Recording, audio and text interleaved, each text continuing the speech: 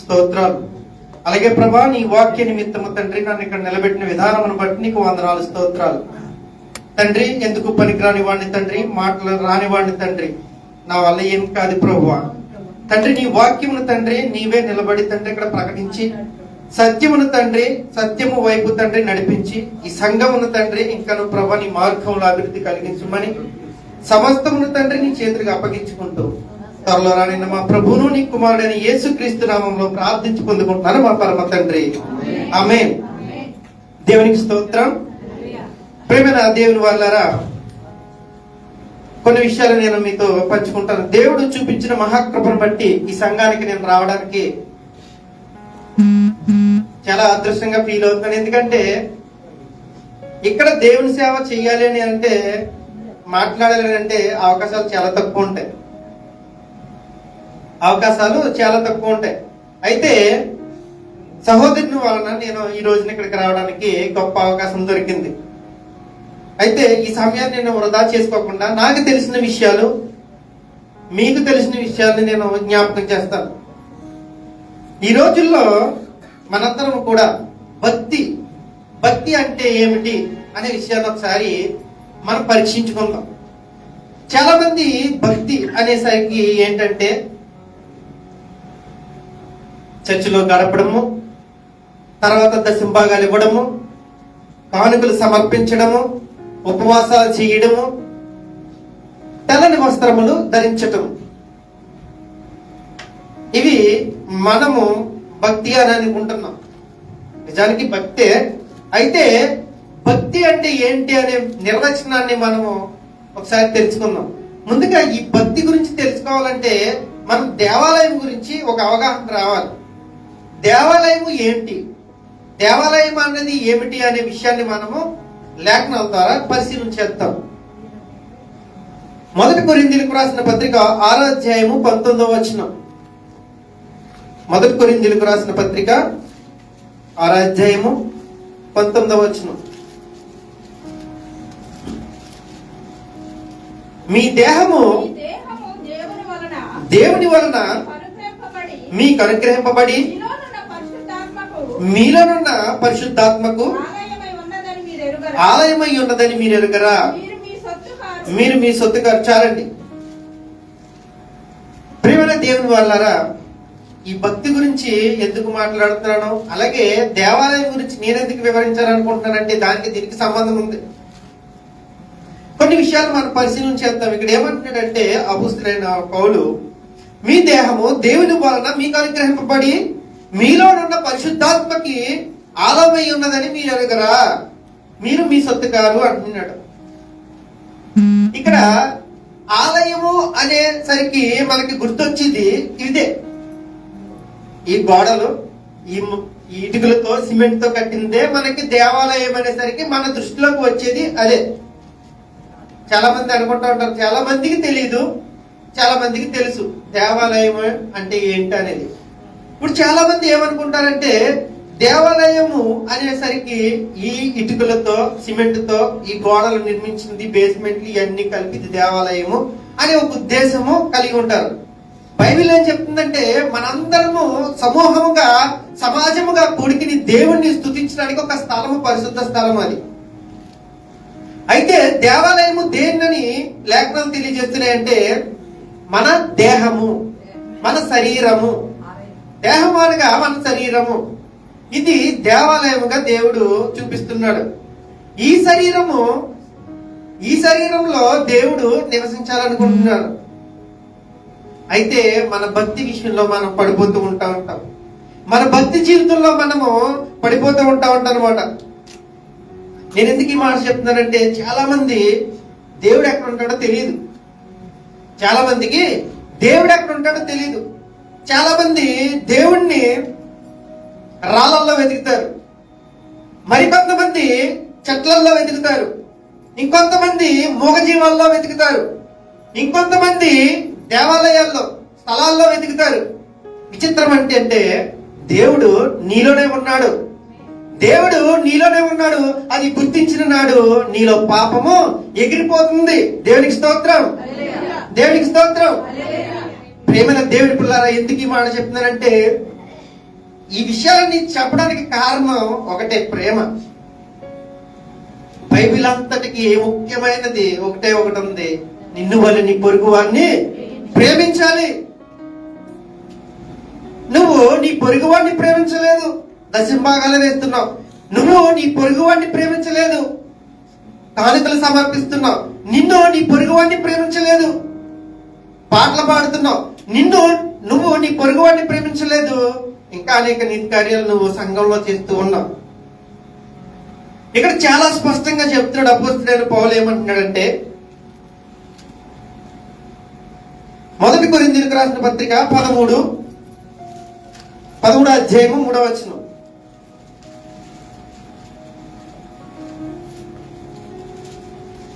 మొదటి కొరింథీయులకు రాసిన బీదల పోషణ కొరకు నా ఆస్తి అంతయు ఇచ్చి నన్ను కాల్చబడుటకును నా శరీరము అప్పగించినను ప్రేమ లేని వాడినైతే నాకు ప్రయోజనం ఏమీ లేదు. చాలండి. ఇక్కడ ఏమంటాడంటే చాలా స్పష్టంగా చెప్తున్నాడు, బీదల పోషణ కొరకు నా ఆస్తి అంతయు ఇచ్చినను, కాల్చబడుటకు నా శరీరము అప్పగించినను అంటున్నాడు. 2 విషయాలు జ్ఞాపకం చేసుకోండి. అతనంట తన ఆస్తినంతా ఇచ్చేసిన, అంటే తనకంటూ ఏమీ ఉంచుకోకుండా బీదల కొరకు తన ఆస్తినంతా ఇచ్చేసిన తన శరీరాన్ని కాల్చబడడానికి కాల్చేయడానికి అప్పగించిన అతనంట ప్రేమ లేని వాడైతేనంట ప్రయోజనం ఏమీ లేదు అంటున్నాడు. అంటే నువ్వు ఎన్ని చేసినా సరే, మనం ఎన్ని చేసినా సరే, ప్రేమ లేని వారిమైతే ప్రయోజనకరము కాదు అనే విషయాన్ని ఇక్కడ తెలియజేస్తున్నాడు. ఇప్పుడు అసలు లేని విషయానికి వద్దాం. ఇక్కడ చాలా మంది దేవుడిని వెతుకుతున్నారు, ఎక్కడెక్కడో వెతుకుతున్నారు, మనిషిని ప్రేమించలేకపోతున్నారు. నేను నా పని ఏంటంటే నా జీవితం గడుపుకోవడానికి, లేకపోతే నా జీవితాన్ని ముందుకు గెట్టుకోవడానికి నేను కష్టపడి పనిచేసే పని వంట పని, కుకింగ్ చేస్తూ ఉంటాను. ఇంటి దగ్గర అదే పని చేస్తాను, రెస్టారెంట్ లో ఇక్కడ కూడా అదే పని చేస్తూ ఉంటాను. మిగతా సమయంలో నేను దేవుని సేవ చేస్తూ ఉంటాను. ఈ మాట ఎందుకు చెప్తున్నానంటే, నేను ఇంటి దగ్గర రెస్టారెంట్ లో పనిచేసినప్పుడు మన క్రైస్తవులే, ఆ రెస్టారెంట్ ఓనర్లు మన క్రైస్తవులే ఉన్నారు. వాళ్ళ దగ్గర నేను పనిచేసినప్పుడు చాలా మందిని పరిశీలించాను అనమాట. ఒక వ్యక్తిని నేను జ్ఞాపకం చేసుకున్నాను. ఎందుకంటే వారు సంఘానికి వెళ్తారు, సంఘాన్ని పాటిస్తారు, అన్ని పాటిస్తారు, వాక్యం చదువుతారు, పాటలు పాడతారు, అన్ని చేస్తారు. అయితే ఒక రోజుని భిక్షమెత్తికిన ఆయన వచ్చాడు. ఫుడ్ రెడీ అయిపోయింది, అన్ని బాగున్నాయి, అంతా సిద్ధంగా ఉంది. చాలా ఆకలిగా ఉందండి, పొద్దు నుంచి నేను ఏం తినలేదండి, నాకేమన్నా పెట్టండి, ఆకలేస్తుందని ఆయన అడిగాడు అనమాట. ఈయనేమన్నాడు తెలుసా? ఆతలకు పోరా అని గట్టిగా వచ్చేసాడు. ఎవరో తెలుసా? మన క్రైస్తవుడు విశ్వాసి ఆకలితో ఉన్న ఒక వ్యక్తిని ఇచ్చి అవతలకు పొమ్మని చెప్పాడు. అదే సమయంలో, అదే సాయంత్రకాల సమయంలో ఒక పాస్టర్ గారు ఆ రెస్టారెంట్కి వచ్చారు. ఆ వ్యక్తి ఏం చేశాడో తెలుసా? కుర్చీలు తుడిచేసి, అయ్యగారు రండి, అయ్యగారు కూర్చోండి అయ్యగారు, అన్న ఫ్రైడ్ రైస్ ఒకటి చెయ్యన్న వేడివేడిగా చేయించారు. వాళ్ళు తిన్నారు, 2-3 కలిసి వచ్చి తిన్నారు. వారు డబ్బులు ఇస్తుంటే, అయ్యా మీ దగ్గర డబ్బులు ఎందుకయ్యా, వద్దు అనేసి వెళ్ళిపోయారు. ఎవరిని కించపరచడానికి చెప్పట్లేదు, పాస్టర్ గారిని కించపరచడానికి చెప్పట్లేదు. ఆ విశ్వాసి యొక్క ఆలోచనలు ఎలా ఉన్నాయనంటే, భిక్షగారిని ఒక రకంగా చూశాడు, అయ్యగారిని ఒక రకంగా చూశాడు. చూసేవాడి లోపం ఏంటంటే వాక్యం తెలియక, దేవుడు ఎక్కడ ఉన్నాడో తెలియక. దేవుడు మనిషిలో ఉన్నాడని ఎవరైతే గుర్తిస్తారో వారు ఖచ్చితంగా మనిషిని ప్రేమిస్తారు. ఇప్పుడు ఈయన ఏమంటాడంటే, నా ఆస్తి మొత్తం ఇచ్చినా కానీ, లేకపోతే నా శరీరమును కాల్చబడుటకు అప్పగించినను, నేను ప్రేమ లేని వాడినైతే నాకు ప్రయోజనం లేదు అంటున్నాడు. మరి ఈ వ్యక్తి ఆ భిక్షగాన్ని చీపో అని అన్నప్పుడు ఈయన భక్తి ఏమవుతుంది? ఈయన విశ్వాసం ఏమవుతుంది, ఈయన సంఘంలో ఆచరిస్తున్న ఆజ్ఞలు ఏమవుతున్నాయి, ఈయన చిన్ననాటి నుండి బాల్యం నుండి ఒక విశ్వాసి అయి ఉండి అతను ప్రేమ లేనివాడైతే ఆ విశ్వాసం ఏమవుతుంది అనే విషయాన్ని పౌలు గారు తెలియజేస్తున్నారు. ఒకవేళ మందిరాల గురించి మాట్లాడుతూ ఆ రోజుల్లో సొలొమోను రాజు పెద్ద మందిరం కట్టించాడు, మేము కూడా లక్షల కోట్లు పెట్టి పెద్ద పెద్ద మందిరాలను మేము కట్టించాలి అని అనుకుంటారా? అయితే ఆ పరిస్థితి వేరు, ఆ పరిస్థితి వేరు. ఇర్మియా గ్రంథము 31వ అధ్యాయము 33వ వచనంలో ఒకసారి చూద్దాం. ఇర్మియా గ్రంథము 31వ అధ్యాయము 33వ వచనం.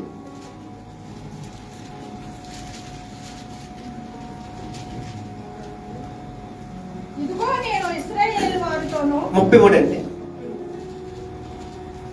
ఈ దినములైన తర్వాత నేను ఇశ్రాయేలు వారితోను యూదా వారితోను చేయబోవు నిబంధన ఇదే, వారి మనసులలో నా ధర్మ విధి ఉంచెదను, వారి హృదయము మీద దాన్ని వ్రాసేదను.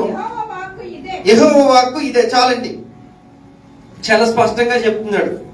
పాత నిబంధన గ్రంథము, కొత్త నిబంధన గ్రంథము, ఈ దేవాలయం గురించి నేను కొంచెం వివరించాలని ఈ మాటలు మాట్లాడుతున్నాను. ఎందుకంటే పాత నిబంధన గ్రంథంలో దేవాలయం కట్టమని చెప్పింది దేవుడే.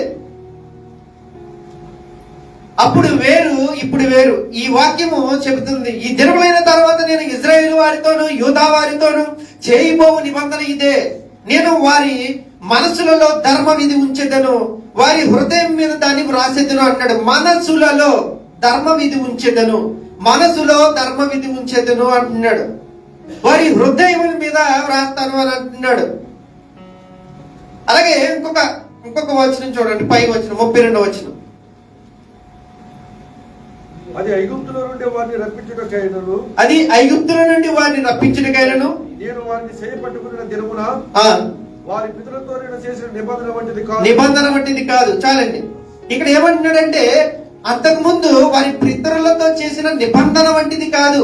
ఈ నిబంధన ఎలాంటిదంటే క్రొత్త నిబంధన, దానికి దీనికి చాలా డిఫరెన్స్ ఉంటది అనే విషయాన్ని తెలియజేస్తున్నాడు దేవుని పిల్లారా. ఇక్కడ ఏమంటాడంటే హృదయంలో మీద రాస్తాను అంటున్నాడు, మనసులలో ధర్మ విధిని ఉంచుతాను అని అంటున్నాడు. సొలొమోను రాజు గురించి మనం పరిశీలన చేసినట్లయితే ఆయన మందిరాన్ని కట్టవలసిన పరిస్థితి ఎందుకు వచ్చిందని మనం పరిశీలించినట్లయితే 2వ సమూయేలు గ్రంథం 7వ అధ్యాయము 4-5 వచనాల్లో అక్కడ చిన్న మాట వ్రాయబడి ఉంటది.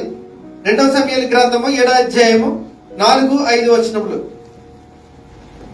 అయితే ఆ రాత్రి యెహోవాకు నాతానుకు ప్రత్యక్షమై సెలవిచ్చినదేమనగా, నీవు పోయి నా సేవకుడు నాకు దావీదుతో ఇట్లనము, యెహోవా నీకు ఆజ్ఞ ఇచ్చినదేమనగా, నాకు నివాసముగా ఒక మందిరము కట్టుతువా, ఐగుప్తులో నుండి నేను ఇశ్రాయేలీయులను రప్పించిన నాటి నుండి నేటి వరకు మందిరములలో నివసింపగా డేరాలోను గుడారంలోను నివసించుచు సంచరించితిని. చాలండి, ఇక్కడ ఎందుకు కట్టవలసి వచ్చిందంటే, మందిరాన్ని ఎందుకు కట్టవలసి వచ్చిందంటే ఐగుప్తు నుండి నేడు ఇజ్రాయేలు రప్పించిన నాటి నుండి కూడా ఆయనంట డేరాలోను గుడారాల్లోను నివసించుతూ సంచరించుతూ వచ్చారంట. దాని కొరకు దావీదుతో మాట్లాడుతున్నాడు నాతాను ద్వారా, ఒక మందిరాన్ని కట్టించమని చెప్పేసి. పాత నిబంధన గ్రంథము అయిపోయిందండి. అయితే ఆ నిబంధన అక్కడితోటి ముగిసిపోయింది.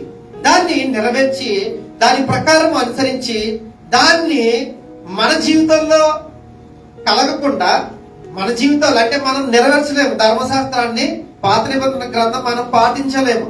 అందుకని యేసుక్రీస్తు మరణం ద్వారా దాన్ని మనకి లేకుండా చేసి ఆయన భుజాల మీద మోసి దాన్ని నెరవేర్చి కొత్త నిబంధన మనకి దయచేసి ఉన్నారు. ఆయనే ప్రభువైన యేసుక్రీస్తు. అందుకే అంటున్నాడు, దానికి ముందే ప్రవచించడం అంటే ఇర్మియా, నేను యూదా వారితోను ఇశ్రాయేలుతోను ఒక నిబంధన చేస్తాను, అది ఈ నిబంధన వంటిది కాదు అంటే, ఈ నిబంధన వంటిది కాదంటే ఈ నిబంధన వంటిది కాదు అంటే, ఈ రూల్స్ ఇవన్నీ కూడా ఈ వేరు అది వేరు అనే విషయాన్ని అక్కడ తెలియజేస్తున్నాడు ఇర్మియా గ్రంథం 31వ అధ్యాయంలో. అది కూడా ఇంకో మాట చెప్తున్నాడు ఏంటంటే, యెహోవా పేరు ఉపదేశించుదుము రండి అని ఎవరో చెప్పక ఉందురు అంటాడు అక్కడ. 33, 34 వచనంలో ఉంటది. మీ తర్వాత చూడండి. ఆ మాట ఎందుకు చెప్తానంటే, యెహోవా పేరంట ఉపదేశించుటకైనను ఎవరో మాట్లాడరంట. ఆ వచనంలో ఉంటది. అందుకనే కొత్త నిబంధన గ్రంథంలో మనకి యెహోవా అనే పేరుకి ఎక్కడ వ్రాయబడలేదు. ఎందుకంటే ఆ నిబంధన వేరు, ఈ నిబంధన వేరు. ఇవన్నీ నేను ఎందుకు చెప్తానంటే, అసలు మనం దేవాలయం గురించి ఒక క్లారిటీ రావాలి. ఒక మనిషిని ఎందుకు ప్రేమించాలి, ఒక మనిషిని ఎందుకు గౌరవించాలి, ఒక మనిషిని ఎందుకు మనము ప్రేమించాలనే విషయం గురించి తెలియాలి అంటే, అసలు దేవుడు ఎక్కడ ఉంటాడో మనకు తెలియాలి. దేవుడు నీలోనే ఉన్నాడు, దేవుడు నాలోనే ఉన్నాడు, అది మనం గుర్తించాలి. దేవుడి పిల్లరా, జాగ్రత్తగా గుర్తు పెట్టుకోండి. మత్తయి సువార్త 6వ అధ్యాయం 12వ అధ్యాయము 6వ వచనంలో ఒక మాట ఉంటది. ఆ మాట చాలా స్పష్టమైన మాట. ప్రభువైన యేసుక్రీస్తు వారే సెలవిచ్చారు అక్కడ. మత్తయి సువార్త 12వ అధ్యాయము 6వ వచనం. దేవాలయము కంటే గొప్పవాడు ఇక్కడ ఉన్నాడని మీతో చెప్పుచున్నాను అన్నాడు. చాలండి. ఆయన ఏమన్నాడో తెలుసా? దేవాలయము కంటే గొప్పవాడు ఇక్కడ ఉన్నాడని మీతో చెప్పుచున్నాను. ఆ మాట ఎందుకు అన్నాడంటే, ఆ శిష్యులు అంతకుముందు మొదటి వచనంలో ఉంటది, ఆ కాలమంది యేసు విశ్రాంతి దినమున పంట చేలలో పడి వెళ్ళిచుండగా ఆయన శిష్యులు ఆకలి కొని వెన్నులు త్రుంచి తినిరి అని ఉంటది. వారు ఆకలేసి ఏం చేయాలో తెలియక ఆ పంట చేలలో పడి వెళ్ళిచుండగా ఆ శిష్యులు ఆ వెన్నులు త్రుంచి తిన్నారనమాట. అది ఎప్పుడంటే విశ్రాంతి దినాన్న తిన్నారు. అయితే అక్కడ ఉన్న యాజకులు వారందరూ కూడా యేసుక్రీస్తు ప్రభులు వారిని అడుగుతున్నారు, నీ శిష్యులకి జ్ఞానం లేదా? విశ్రాంతి దినాన్ని అపవిత్రపరిచి ఉన్నారే, ఈ రోజున ఇలా చేయకూడదని తెలియదని విమర్శించినప్పుడు దాని గురించి యేసుక్రీస్తు ప్రభులు వారు ఎక్స్ప్లెయిన్ చేసి తర్వాత ఒక మాట అన్నాడు, దేవాలయం కంటే గొప్పవాడు ఇక్కడ ఉన్నాడని మీతో చెప్పుచున్నాను అంటున్నాడు. దేవాలయం కంటే గొప్పవాడు ఇక్కడ ఉన్నాడని ఆ మాట ఎందుకు అన్నాడు, ఏ సందర్భంలో అన్నాడు, మనము పరిశీలన చేయాలి. ఒక మనిషి గొప్పతనాన్ని తెలియజేస్తున్నాడు అక్కడ. మనిషి కుమారుడు ప్రభుని యేసుక్రీస్తు మనిషిగా భూమి మీదకి అవతరించాడు. అక్కడ ఒక దేవుడిగా కాదు కానీ ఒక మనుషుడిగా ఉన్నాడు. అదే విషయాన్ని తెలియజేస్తున్నాడు. దేవాలయం కంటే, మీరు గోడలు ఇటుకలు సిమెంట్ తో కట్టిన దేవాలయము ఏది గొప్పదంటున్నారు, దానికంటే గొప్పవాడు ఇక్కడ ఉన్నాడు అని విషయాన్ని యేసుక్రీస్తు ప్రభులు వారు తెలియజేశారు. అంటే మనిషికి ఉన్న ఆ వాల్యూ, మనిషికి ఉన్న విలువ. ఆయన ఆకలితో ఉన్నారు, తిన్నారు కదా, వారు ఆకలితో ఉన్నారు, తిన్నారు. వాళ్ళకున్న ఆకలి కంటే ఇది ఎక్కువ కాదనే విషయాన్ని అక్కడ తెలియజేస్తున్నాడు. జాగ్రత్తగా అర్థం చేసుకోండి. దేవాలయం కంటే గొప్పవాడు ఇక్కడ ఉన్నాడని మీతో చెప్పుచున్నాను. దేవాలయం కంటే గొప్పవాడు ఇక్కడ ఉన్నాడని మీతో చెప్పుచున్నాను. మనం అనుకున్న దేవాలయం కాదు, మీరనుకున్న దేవాలయము మీరే. దేవునికి స్తోత్రం. ఎవరికి ఇబ్బందికరంగా లేదు కదా, ఎవరు మాట్లాడట్లేదు. Praise Lord. ఇక్కడ నేను తెలియజేస్తున్న విషయం ఏంటంటే, ప్రేమ లేనివాడు త్రాగుబోతు కంటే ప్రమాదం, ప్రేమ లేనివాడు వ్యభిచారి కంటే ప్రమాదం, ప్రేమ లేనివాడు దొంగ కంటే ప్రమాదం, ప్రేమ లేనివాడు ఇంకా మోసగాడి కంటే ప్రమాదం, ప్రేమ లేనివాడు విగ్రహార్ధికుడి కంటే ప్రమాదం. నేను చెప్పట్లేదు అన్నమాట. పౌలు గారు ఏం చెప్పారు ఇందాక మాట్లాడుకున్నామా, నా పేదలకే నా ఆస్తినంతా ఇచ్చినను, నా శరీరము కాల్చబడుటకు అప్పగించినను, నేను ప్రేమ లేని వాడినైతే నాకు ప్రయోజనం లేదన్నాడు. సాక్షాత్తు పౌలే అన్నాడు. ఇప్పుడు మీ దగ్గర 5 కోట్ల ఆస్తి ఉందండి, మీరు 5 కోట్ల ఆస్తి ఇచ్చేశారు. చాలా విలువ 5 కోట్లు అంటే. మీ శరీరం కూడా చావడానికి సిద్ధపడిపోయి ఒకరి కొరకు చావాలని మీ శరీరాన్ని కూడా అప్పగించేశారు. మరి మీ దగ్గర ప్రేమ లేకుండా మీరు చేసింది వృధా అయిపోతుంది కదా. అదే విషయాన్ని తెలియజేస్తున్నాడు. అదే విషయాన్ని పౌలు తెలియజేస్తున్నాడు. అందుకే అంటున్నాడు, దేవాలయం కంటే గొప్పవాడు ఇక్కడ ఉన్నాడని యేసుక్రీస్తు ప్రభులు వారు తెలియజేస్తున్నారు. ఇంకో విషయాన్ని మీకు జ్ఞాపకం చేస్తాను. అయితే దేవుడు ఎక్కడ ఉన్నాడు, అసలు ఎందుకు ఉన్నాడు అక్కడ దేవాలయంలో అని అడుగుతూ ఉంటారు చాలా మంది. దేవుడు అసలు దేవాలయం అనబడిన దాంట్లో ఎందుకు ఉన్నాడు అంటున్నాడు. ఇక్కడ అపోస్తులైన పౌలు అపోస్తుల కార్యములు 17వ అధ్యాయం 24వ వచనంలో అక్కడ ఒక మాట వ్రాయబడి ఉంది. అపోస్తుల కార్యములు 17:24 వచనం.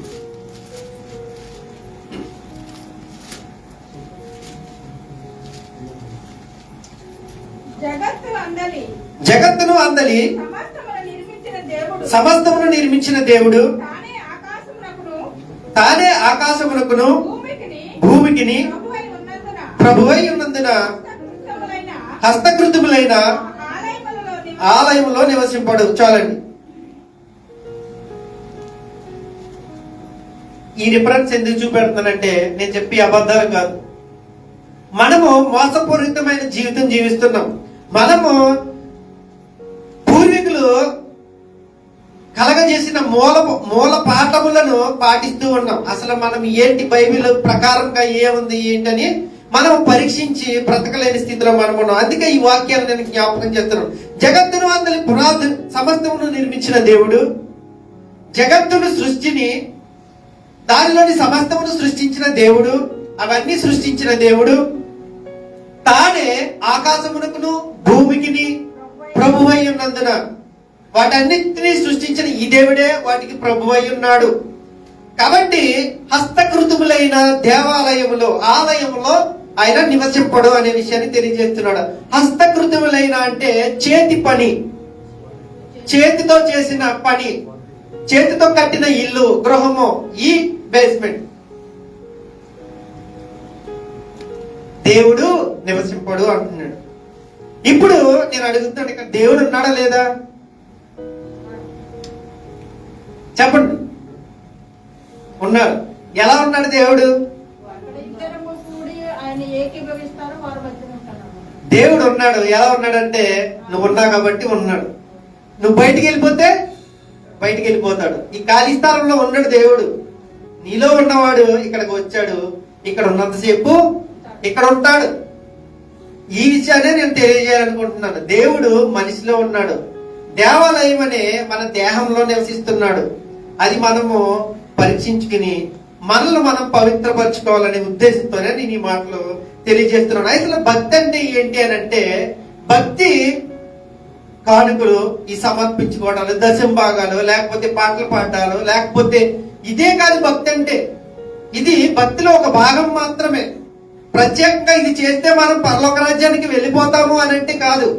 ప్రత్యేకంగా ఇవన్నీ చేస్తే మనం నిత్య జీవంలోకి వెళ్ళిపోతాము, జీవ కిరీటం ఇచ్చేస్తాడు అని అంటే కాదు. అందుకే పౌలు అంటున్నాడు, నా ఆస్తి ఇచ్చేసినా గాని, నా శరీరం కాల్చబడడానికి ఇచ్చేసినా గాని, ప్రేమ లేని వాడినైతే నా జీవితముకు ప్రయోజనం లేదనే విషయాన్ని తెలియజేస్తున్నాడు దేవుని పిల్లలారా.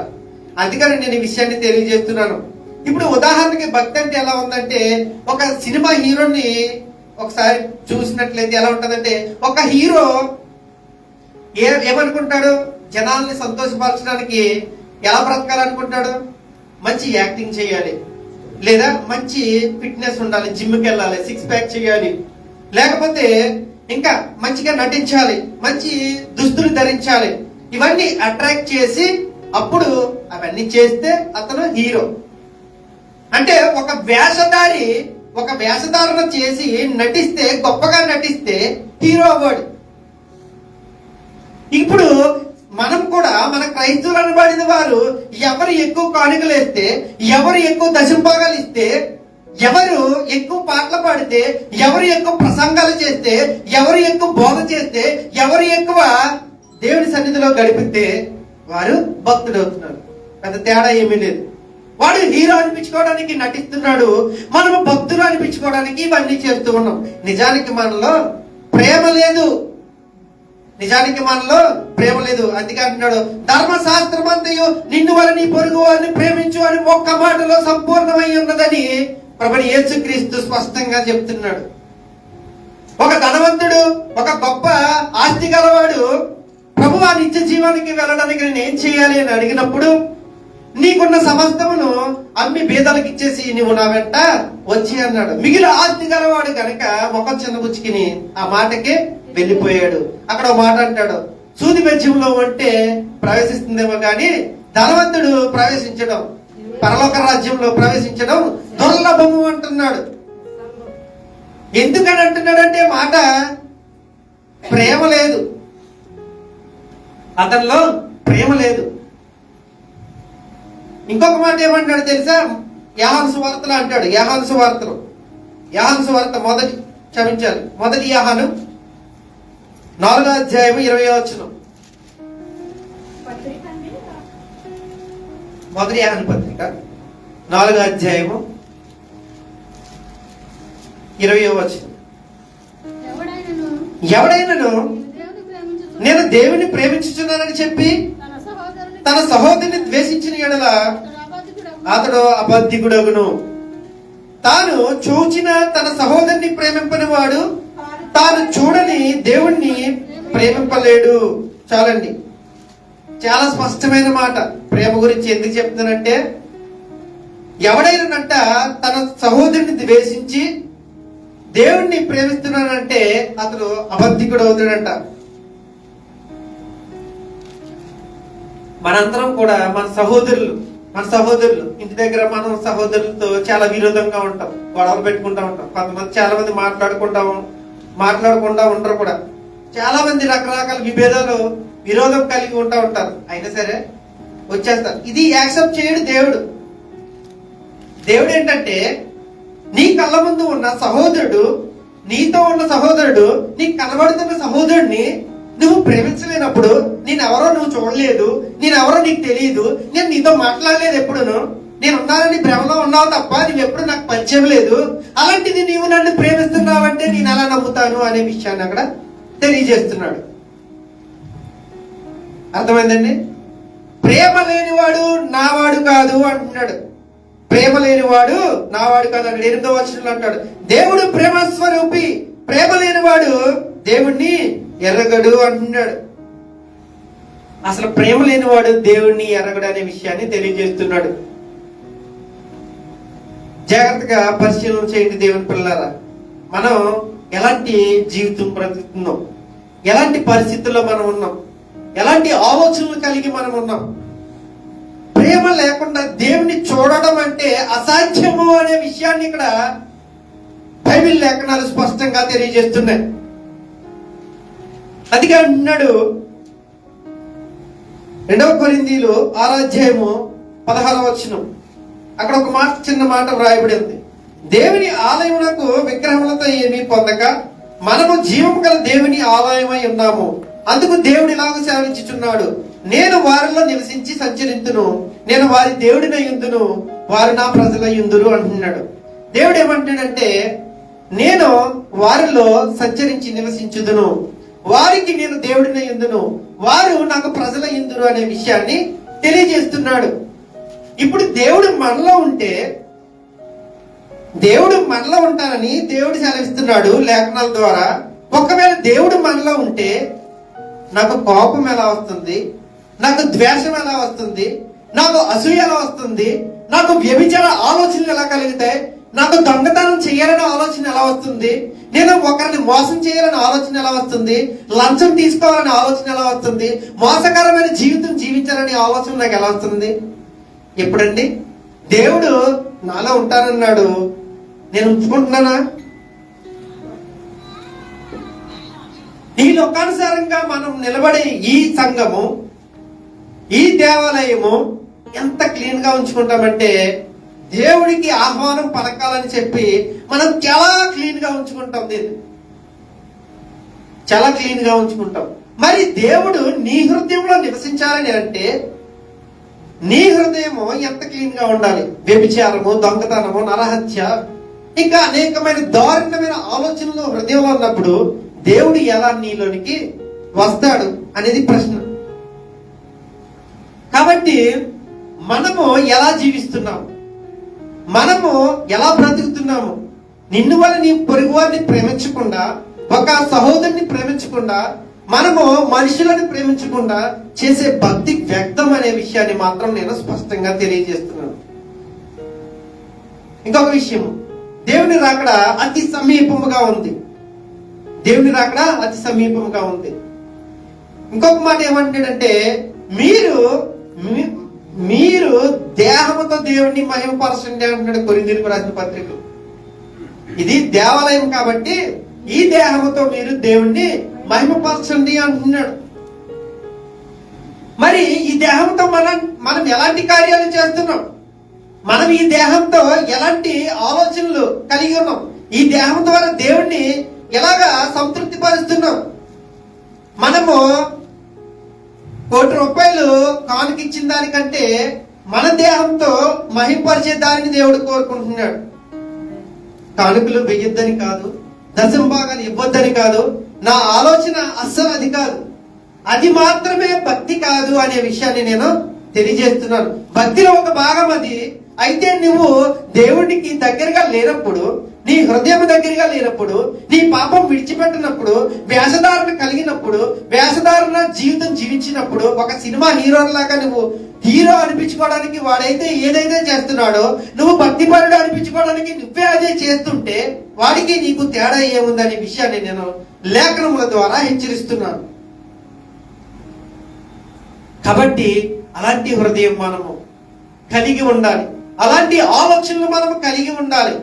మనము ఇప్పుడు చాలా మంది చాలా చేస్తూ ఉన్నారు. దయచేసి నేను చేతులెత్తి మొక్కుతూ చెప్తున్నాను, మీరు చేసిన దానికి ప్రతిఫలం పొందుకోవాలని అంటే ఖచ్చితంగా మీరు ఇచ్చిన కానుకలు కానీ, మీరు సమర్పించే దశంభాగాలు కానీ, లేకపోతే మీరు గడిపే స్థలంలో మీరు చేసే ఆరాధన కానీ ఏదైనా సరే దేవుని దగ్గరికి చేరాలని అంటే ఖచ్చితంగా మీరు ప్రేమ కలిగి ఉండాలి. ప్రేమ లేని వాడు నావాడు కాదంటున్నాడు. ప్రేమ లేకుండా ఏం చేసినా సరే ఉపయోగం లేదని, ప్రయోజనం లేదని లేఖనాలు తెలియజేస్తున్నాయి దేవుని పిల్లలారా. కాబట్టి దేహముతో దేవుణ్ణి ఆరాధించాలి అనే విషయాన్ని నేను తెలియజేస్తున్నాను. దేహముతో దేవుణ్ణి మహిమపరచాలనే విషయాన్ని తెలియజేస్తున్నాను. అందుకే అంటాడు, ఒక పాట రాశారు, దేహాన్ని దేవునికి ఇవ్వాలి కానుకగా, క్రీస్తేసు వలె దేహం కావాలి యాగముగా. దేహాన్ని దేవునికి ఇవ్వాలి కానుకగా, క్రీస్తేసు వలె దేహం కావాలి యాగముగా. దేహాన్ని దేవుడికంట కానుకగా ఇవ్వాలంట. దేహాన్ని క్రీస్తు వలె యాగానికి అర్పించాలని అంట. అందుకనే ఆ పాట రాయబడ్డారు. దేవుని పిల్లలు జాగ్రత్తగా పరిశీలించండి. మనం ఎలా బ్రతుకుతున్నాం, మనం ఎలాంటి ఆలోచనతో ఉన్నాం. దేవుడు రాకడ అతి సమీపంగా ఉంది. మనల్ని మనం మార్చుకుని ఈ దేహాన్ని క్లీన్ గా ఉంచుకోవాలి. ఈ దేహాన్ని పరిశుద్ధంగా ఉంచుకోవాలి. ఈ దేహం ద్వారానే దేవుణ్ణి మహిమపరచాలి. ఈరోజు ప్రభు వల్ల ఆరాధన చాలా మంది సిద్ధపాటు కలిగి ఉన్నారో లేదో నాకు తెలియదు. అయితే చాలా మంది తీసుకుందాంలే అని అన్నారు. ఎవరైతే బాప్తిజం తీసుకున్నారో, బాప్తిజం తీసుకున్న వారి గురించి నేను మాట్లాడను. బాప్తిజం ఎవరైతే తీసుకున్నారో, రక్షణ ఎవరైతే పొందారో తప్పకుండా వారు ప్రభు బలలో పాలు పంపులు ఖచ్చితంగా పొందాలి. చాలా మందిని అడుగుతా ఉంటే ఏమంటారు తెలుసా, నేను కొంచెం ఇంకా అటు ఇటు ఉన్నాను, అందుకే భయపడుతున్నాను. ఒక్కసారి రక్షణ పొందిన తర్వాత మళ్ళీ అటు ఇటు ఉండడం ఏంటి అంటే, కుక్క తన వాంతి కక్కుని అది మళ్ళీ ఎలా అయితే తింటుందో అలాంటి ఆలోచనలు ఉండబట్టే ఇవన్నీ జరుగుతూ ఉంటాయి అన్నమాట. కాబట్టి బాప్తిజం తీసుకున్నంత వరకు వేరు, తీసుకున్న తర్వాత వేరు. మనము మన చుట్టూ ఉన్న ప్రదేశాలు డైలీ మార్నింగ్ క్లీన్ చేసుకుంటే, ఇంటి వాకలు అవనివ్వండి, ఇంటి లోపల అవనివ్వండి, డైలీ క్లీన్ చేసుకుంటా ఉంటే చెత్త అనేది ఉండదు. మనము క్లీన్ చేసుకోకుండా అలాగే ఉంచేసామంటే, ఒక వారం రోజులు అలా ఉంచామంటే అలా మొత్తం పోగైపో ఉంటది.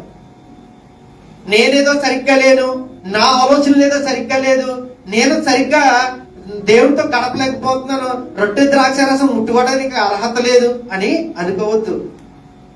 అసలు రొట్టు ద్రాక్ష రసం ఎందుకు తీసుకోబడ్డాడంటే, దేవుడు నన్ను జ్ఞాపకము చేసుకునడానికి చెయ్యడి అంటున్నాడు. నన్ను ప్రకటించడానికి ఇది చేయుడి అనే విషయాన్ని, 2 విషయాలు తెలియజేశాడు. అక్కడ ఏం చేశాడండి? ఒకటి, జ్ఞాపకం చేసుకోవడానికంట. మర్చిపోతున్నావు, అందుకే జ్ఞాపకం చేసుకోవడానికి రొట్టు ద్రాక్ష రసం తీసుకోవాలి.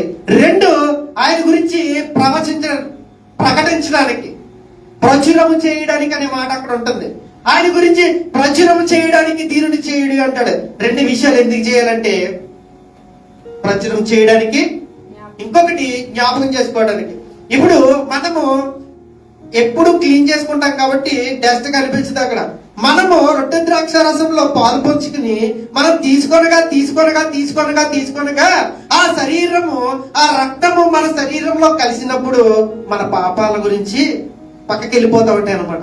మన పాపాలు, మన శరీరంలో చెడు ఆలోచనలు పక్కకి వెళ్ళిపోయి దేవుడి గురించి ఆలోచనలు మనకు వస్తూ ఉంటాయి. ఆయన గురించి మనం జ్ఞాపకం చేసుకుంటూ ఉంటాం, ఆయన గురించి మనం ప్రచురిస్తూ ఉంటాం అనమాట. అంతేగాని నాకు అర్హత లేదు, నేను యోగ్యుడు కాదు అంటే ఆ మాట ఎందుకు రాయబడిందంటే అయోగ్యముగా తీసుకొద్ది అంటాడు. నీకు యోగ్యత లేదని దేవుడు చెప్పలేదు అక్కడ. అయోగ్యంగా తీసుకొద్ది అన్నాడు అంటే ఇది దేవుని రక్తము కాదు, ఇది దేవుని శరీరము కాదు, లేదా నేను అపవిత్రుణ్ణి అని అయోగ్యముగా నీవు ఆలోచించి తీసుకుంటే అది నీకు పనిచేయదు అని. ఒక మెడిసిన్ తీసుకున్నప్పుడు తగ్గుతుంది అని మనం తీసుకోవాలి. ఒక మెడిసిన్ మనం లోపలికి వెళ్తున్నప్పుడు పనిచేస్తుంది అని తీసుకోవాలి. మనం ఏంటంటే అయోగ్యంగా తీసుకుంటే, అయోగ్యంగా అంటే విశ్వాసం లేకుండా అయోగ్యంగా తీసుకుంటే అది మన శరీరంలో పనిచేయకపోవచ్చు అనే విషయాన్ని తెలియజేశాడు. అలా పనిచేయకపోతే మనకి వ్యాధి వచ్చే అవకాశం ఉందని తెలియజేశాడు. అలాగా వ్యాధి ముదిరితే మరణించే అవకాశం ఉందని తెలియజేశాడు. అంతేగాని మీరు అయోగ్యులు అనే విషయాన్ని అక్కడ చెప్పలేదు. కాబట్టి మనము అయోగ్యంగా తీసుకోకుండా నేను తీసుకోగలను, నాకు అర్హత ఉంది, అవును అది మనం నమ్మకంతో ఇది శరీరము రక్తము అని ఎంచి తీసుకోవాలని లేఖనాలు స్పష్టంగా తెలియజేస్తున్నాయి దేవుని పిల్లలు. కాబట్టి దేవాలయముగా నీవు ఎలాగైతే దేవుడు పిలువబడుతున్నావో, నువ్వు దేవుడు దృష్టిలో నువ్వు దేవాలయంగా ఎలాగైతే పిలువబడుతున్నావో అలాగే మనం ప్రవర్తించి మన శరీరాలని పరిశుద్ధపరచుకుని దేవుడు పరిశుద్ధుడై ఉన్న ప్రకారమును మనము కూడా పరిశుద్ధులుగా ఉండి దేవుని నామాన్ని మహిమపరిచి అలాంటి కార్యములు జరిగించి ఈ లోకంలో వేషధారణ కాకుండా, అంటే లోకానుసారంగా మనం ఈ కానుకలు ఈ సమర్పించుకున్నా ఏం చేసినా కానీ వాటితో పాటు మనం ప్రేమ లేని వారమైతే వ్యర్థమనే విషయాన్ని నేను తెలియజేస్తూ అలాంటి ప్రేమ మనందరికీ దేవుడు దయచేయాలని కోరుకుంటూ ఈ కొద్ది మాటలు నేను ముగిస్తున్నాను. Praise lord.